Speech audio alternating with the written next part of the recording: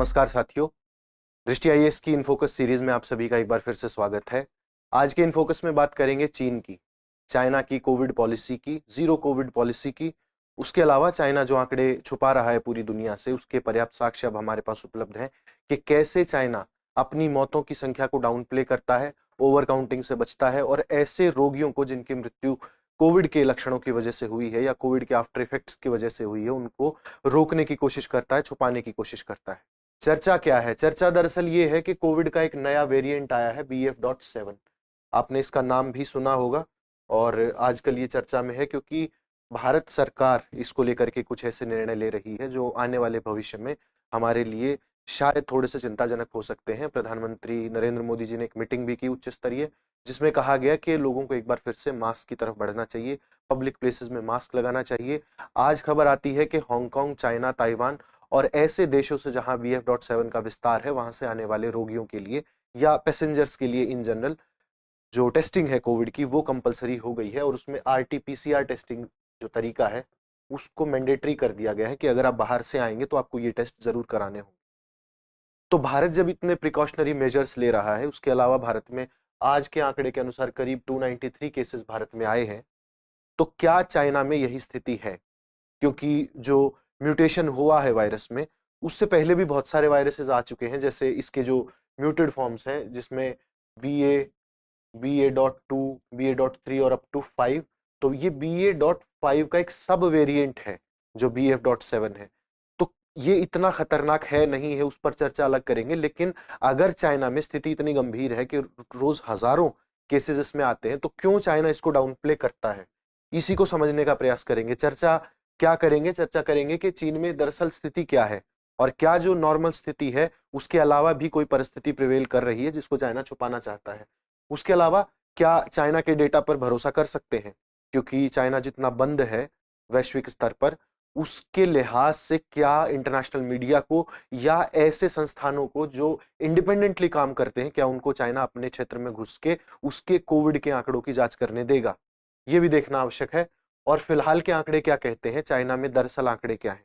जो वैश्विक रिपोर्ट्स हैं, लैंसेट की एक रिपोर्ट देखेंगे जो बताती है कि चाइना में स्थिति वाकई गंभीर है, और अंत में एक प्रश्न भी देखेंगे। तो ये चर्चा है। इंडियन एक्सप्रेस में आज प्रकाशित हुआ कि चाइना के आंकड़े कितने सही हैं या नहीं है। हमारी चर्चा शुरू करते हैं। पहले देखेंगे कि स्थिति क्या है। स्थिति यह है कि चाइना जो है वो आंकड़े छुपाने की प्रक्रिया में लगा हुआ है। उसने ये शुरुआत कर दी है और बहुत पहले से की हुई है, लेकिन हाल में क्या किया? हाल में चीन ने ये किया कि कोविड के दौरान अगर किसी व्यक्ति की मृत्यु हो जाती है, मान लीजिए कोई व्यक्ति कोविड से ग्रसित है और उसकी कोविड से मृत्यु हो जाती है, तो चाइना ने कहा कि केवल वही व्यक्ति कोविड की मृत्यु में शामिल होगा जो मरने के वक्त कोविड से ग्रसित था। इसमें जो आफ्टर इफेक्ट्स होते हैं कोविड के, उनको शामिल नहीं किया गया है। मसलन निमोनिया है, सांस लेने में दिक्कत है, हार्ट अटैक की दिक्कत है, लंग्स का किसी प्रकार से इन्फेक्शन हो सकता है वो। तो इस प्रकार की मृत्युओं को शामिल न करना अपने आप में दिखाता है कि आंकड़ों में कमी करने का प्रयास चाइना द्वारा किया जा रहा है। और जितने भी हेल्थ स्पेशलिस्ट्स हैं चाइना में भी और बाहर भी, उनका कहना है कि ना तो पहले ऐसा होता था, और जो अब ये शुरू हुआ है तो इसका एकमात्र कारण ये है कि चाइना अपनी डेथ्स को घटाना चाहता है। एक संक्रामक रोग विभाग के प्रमुख हैं वांग लुईकियांग, ये पेकिंग यूनिवर्सिटी फर्स्ट हॉस्पिटल में डॉक्टर का काम करते हैं। उन्होंने कहा है कि पहले ऐसा नहीं किया जाता था। अगर आप कोविड से ग्रसित हैं और उसके आफ्टर इफेक्ट्स के कारण भी अगर आपकी डेथ हुई है, तो आप कोविड से मृत्यु में ही शामिल होंगे, क्योंकि दरअसल अगर आपको कोविड ना होता तो आपकी मृत्यु ना होती। अगर आप कोविड से ग्रसित ना होते तो आपके लंग्स में इंफेक्शन ना होता, आपको हार्ट अटैक की समस्या ना आती या कुछ अन्य आफ्टर इफेक्ट्स ना होते। तो आपको कोविड हुआ, इसलिए आपको आफ्टर इफेक्ट्स हुए, इसलिए आप मरे, तो आपकी मृत्यु कोविड में शामिल है। लेकिन अब ऐसा नहीं किया जा रहा है। अब क्या है कि जो पहले सकारात्मक रोगी रहे, यानी कि पॉजिटिव पहले जो रह चुके हैं, और अगर मरने से 1 या 2 दिन पहले भी उनकी रिपोर्ट नेगेटिव आ जाती है और बाद में भले उनकी मृत्यु हो जाए, तो उनको कोविड की मृत्यु नहीं माना जाएगा, उनको कोविड की मृत्यु से बाहर रखा जाएगा। ये कहना है प्रोफेसर का। इसका कारण क्या है? कारण इसका ये है कि ओमिक्रॉन संस्करण, आपको पता है, जो अभी भारत में पिछले साल जो जनवरी 2022 में जो वेरिएंट आया था वो ओमिक्रॉन आया था। तो ओमिक्रॉन के वक्त क्या हुआ कि वो भारत के लिए न तो इतना घातक था, क्योंकि भारत ने शायद उस वक्त तक, ऐसा कहा जा रहा था, जो रिपोर्ट्स थी, कि भारत ने हर्ड इम्यूनिटी एक्वायर कर ली है, यानी कि जिन लोगों को वैक्सीन लगी है, जो लोग वैक्सीनेटेड हुए हैं या जो लोग एक बार बीमार हो चुके हैं या किसी प्रकार से किसी के संपर्क में आए हैं, उनको लाइट कोरोना जिसको बोलते थे हुआ है, तो आपस में एक आबादी अपने आप में एक इम्यूनिटी विकसित कर लेती है किसी पर्टिकुलर वायरस के खिलाफ। तो भारत जब हर्ड इम्यूनिटी अपना चुका था तो उस वक्त ओमिक्रॉन आया था और भारत उससे ज्यादा प्रभावित नहीं हुआ था, और ऐसा ही हुआ था चाइना के साथ भी। तो चाइना ने उस वक्त ऐसे कोई भी प्रोटोकॉल्स नहीं लिए क्योंकि तब मृत्युएं अपने आप में कम हो रही थी। लेकिन ये माना जा रहा है कि BF.7 में मृत्युएं ज्यादा हो रही हैं और चाइना चाहता है कि उनको छुपा लिया जाए धीरे धीरे करके। इसीलिए अब इस प्रकार के मेजर्स लिए जा रहे हैं चाइना द्वारा। और देखते हैं आगे, कहा गया है कि 3 सालों में, क्योंकि ये जनवरी 2019 या 20 मान लीजिए, तो इस दौरान कोविड की लहरें भारत में आना शुरू हुई और चाइना में 2019 से ही कोविड प्रिवेल कर रहा था। तो इन 3 सालों में तरीके अलग अलग रहे हैं गणना के, कोविड की मृत्युओं की गणना के अलग अलग तरीके रहे हैं। और जो इनके लक्षण हैं, मृत्यु के लक्षण जो चाइना में पहले शामिल किए जाते थे, उनमें जो कोविड के आफ्टर इफेक्ट्स भी हैं। अगर कोई कोविड से ग्रसित हो गया और उसको अगर दिल में रक्त में थक्का जमने जैसी अगर कोई समस्या है, जिसे हम अक्सर कहते हैं कि ब्लड क्लॉटिंग हो जाती है, तो अगर किसी को ब्लड क्लॉटिंग हुई है कोविड होने के बाद, उसको दिल का दौरा पड़ा है, ऐसा कॉन्स्पिरेसी थ्योरीज भी हैं कि कोविड की वैक्सीन की वजह से आफ्टर इफेक्ट्स हैं। बीबीसी ने इस पर बहुत डिटेल्ड रिपोर्ट्स की हैं, तो वो आप जाकर देख सकते हैं फॉर फर्दर रेफरेंसेस। लेकिन दिल का दौरा पड़ना, ब्लड क्लॉटिंग होना, सेप्सिस यानी कि घाव हो जाना और घाव का न भरना, और गुर्दे की विफलता यानी कि अगर आपकी किडनी फेलियर हो रही है, अगर इस प्रकार की समस्याएं भी आपको कोविड होने के बाद होती थी, तो ये मान लिया जाता था कि आपकी मृत्यु कोविड से हुई है। लेकिन अब उसको चेंज किया जा रहा है। क्यों? क्योंकि BF.7 ज्यादा घातक साबित हो रहा है और ओमिक्रॉन तुलनात्मक रूप से उसको कहेंगे कि कम घातक था। रोगियों की देखभाल की आवश्यकता ज्यादा है, लेकिन वही कंजेशन ज्यादा हो रहा है, कंजेस्टेड माहौल हो गया है, लोग ज्यादा बीमार हो रहे हैं। इसके अलावा एक अमेरिकन डॉक्टर है जो कि वहां की संक्रामक रोग सोसाइटी के प्रवक्ता भी हैं, डॉक्टर आरोन ग्लैट। उन्होंने कोविड पर कहा है कि जुलाई 2021 से मार्च 2022 के बीच ओमिक्रॉन से जो 33% डेथ्स हुई हैं, उनके अलावा बाकी सारी मृत्युएं कोविड के आफ्टर इफेक्ट्स के कारण हुई। यानी कि आप मानिए कि 66% से ज्यादा मौतें जो है वो आफ्टर इफेक्ट्स के कारण हुई हैं। और सोचिए कि अगर 100 मृत्युएं होती हैं और उनमें से आप 60 को बाहर कर देते हैं, तो निश्चित तौर पर आपकी मृत्यु के आंकड़े कम हो जाएंगे। लेकिन उससे ये साबित नहीं होता कि आपके यहां कोविड का प्रसार नहीं है, जो चाइना साबित करना चाहता है। नंबर 1 बात। आगे चलते हैं। क्या ये मान ले कि कोविड का आंकड़ा जो है चाइना का वो भरोसेमंद है अपने आप में? हम किसी भी वजह से नहीं मान सकते हैं, लेकिन जो ऑब्जेक्टिव तरीके हैं, जो रिपोर्ट्स हैं, वर्ल्ड रेनाउंड जो जर्नल्स हैं, उनके रिपोर्ट्स हैं, उनको मानना पड़ेगा और ये स्वीकार करना पड़ेगा कि इस बात में कुछ सच्चाई है कि चीन के आंकड़ों पर हम भरोसा नहीं कर सकते। एक वैश्विक स्तर की बात हो रही है यहाँ पे। क्यों? क्योंकि वहां कुछ तो राजनीतिक कारण है जिसके कारण संक्रमण फैलने और जो मृत्युएं होती हैं उनको कम करके दिखाया जाता है। क्योंकि चीन ने अभी हाल ही में जीरो कोविड पॉलिसी रेस्ट्रिक्शंस लगा रखी थी, बहुत सारी लगा रखी थी, और अब टाइम आ गया था कि उनको हटाया जाए। क्योंकि चाइना ये भी दिखाना चाहता है कि वो बिजनेस के लिए या अपने एक आर्थिक माहौल के लिए काफी सुरक्षित जगह है। तो अगर ऐसा है और शी जिनपिंग पर कोई दबाव ना आए, अंतरराष्ट्रीय दबाव ना आए या घरेलू दबाव कोई ना आए, पार्टी के अंदर से कोई दबाव ना आए, उसके लिए आवश्यक है कि वो लगातार दिखाते रहें कि चीजें उनके नियंत्रण में है, स्थिति कंट्रोल में है। इसलिए वो ये कोशिश करते हैं कि आंकड़े ज्यादा न बढ़ने पाए, कम होने पाए, और उसी का ये एक तरीका है। 2019 के अंत में प्रकोप आया, कोविड-19 आया, और जून 2020 में एक अध्ययन किया गया जिसमें कहा गया कि चाइना में करीब 36,000 लोगों की मृत्यु होनी चाहिए थी।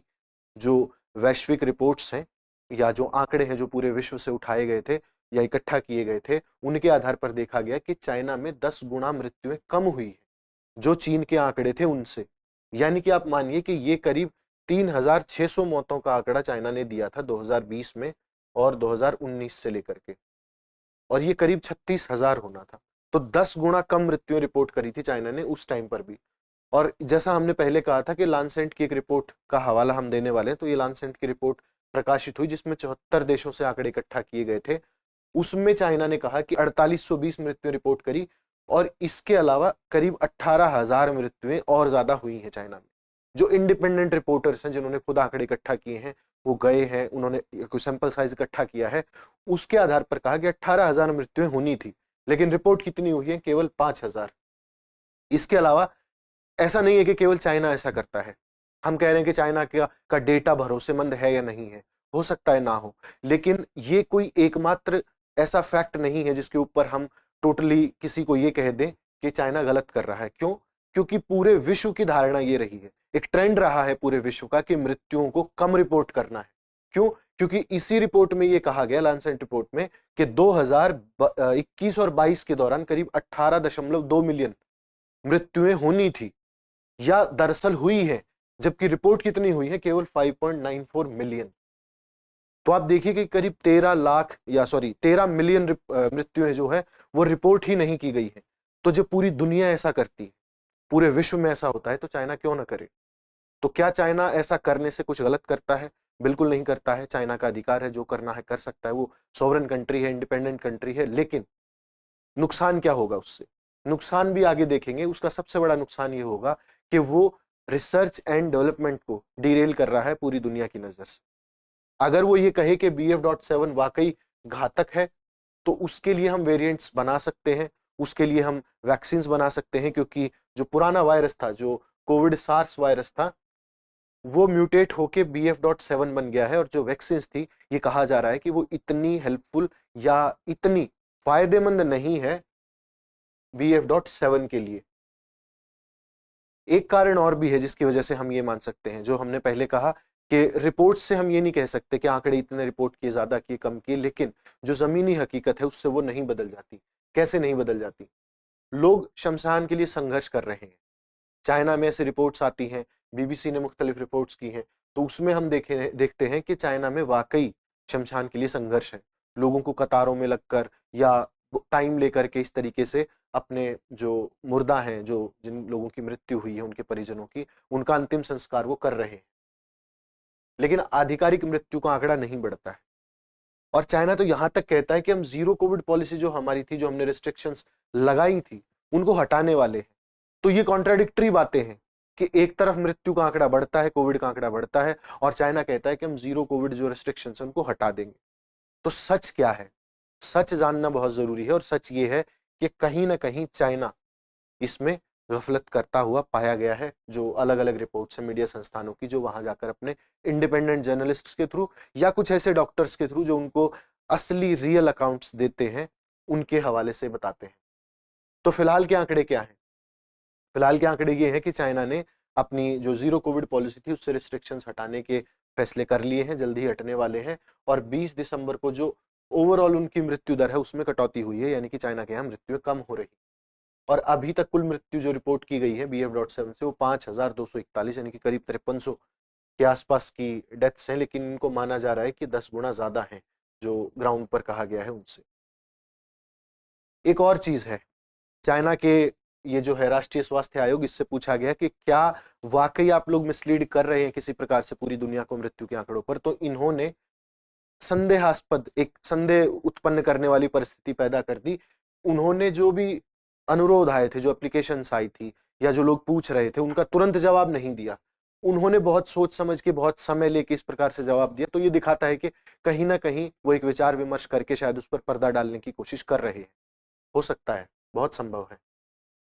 इसके अलावा एक चिकित्सक है, पोषण विश्वविद्यालय के शोधकर्ता हैं, चेन जिमिंग। उनका कहना है कि आधिकारिक डेटा अगर आप चेंज कर देंगे, उनका स्टेटमेंट है ये, कि अगर आप ऑफिशियल डेटा चेंज कर देंगे तो इससे ग्राउंड रियलिटी नहीं बदल जाएगी।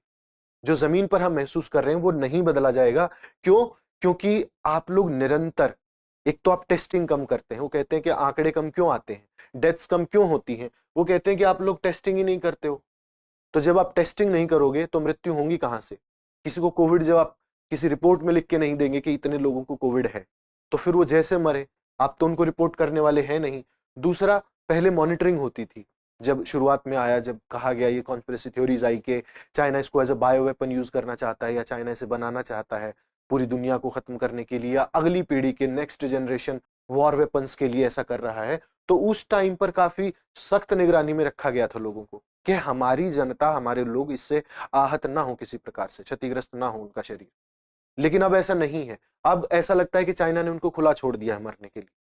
रिपोर्ट्स कहती हैं बहुत गंभीर स्थिति है चाइना में, और जो रिपोर्ट की गई मौतें हैं उनकी संख्या वाकई जो वास्तविक मौतें हैं उनसे बहुत कम है।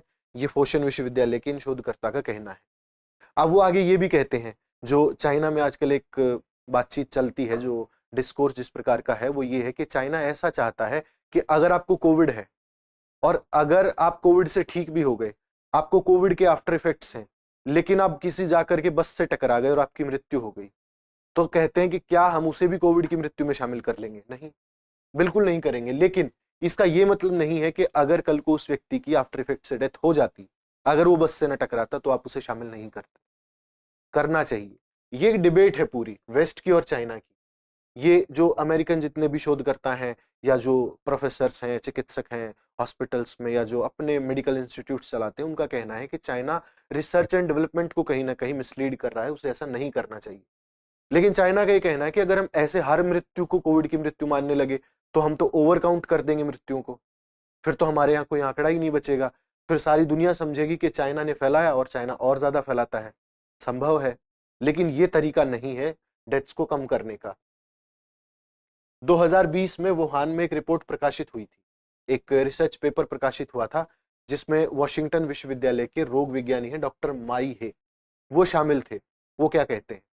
वो ये कहते हैं कि चाइना के जो डेटा है उसमें इंटेग्रिटी की कमी है, यानी कि चाइना अपने आंकड़ों को छुपा रहा है। और क्या कहते हैं? और कहते हैं कि ट्रांसपेरेंसी की भी कमी है, क्योंकि रिपोर्ट्स जहां से निकल करके आती हैं वो कहां से कंपाइल होती हैं, कितने प्रोविंसेस का डेटा उसमें शामिल किया गया है, इस बात की कोई तस्दीक नहीं की जाती और ना कोई कर सकता है, क्योंकि चाइना में उस तरीके से राइट टू इंफॉर्मेशन नहीं है उनके पास, ना वो उस तरीके से सवाल कर सकते हैं एज अ डेमोक्रेटिक कंट्री भी।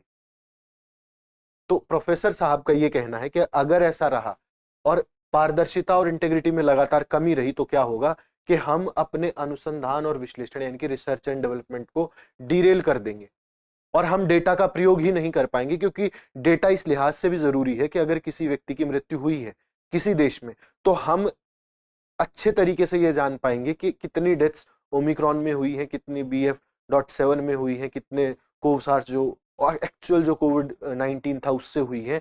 हम ये अंदाजा लगा सकते हैं कि कौन सा कितना घातक है, गंभीर है, और उसके लिए जो वैक्सीन्स बननी है, जो दवाएं बननी है, वो कैसे बनेंगी और कितने इंटेंसिटी की हमें बनानी है।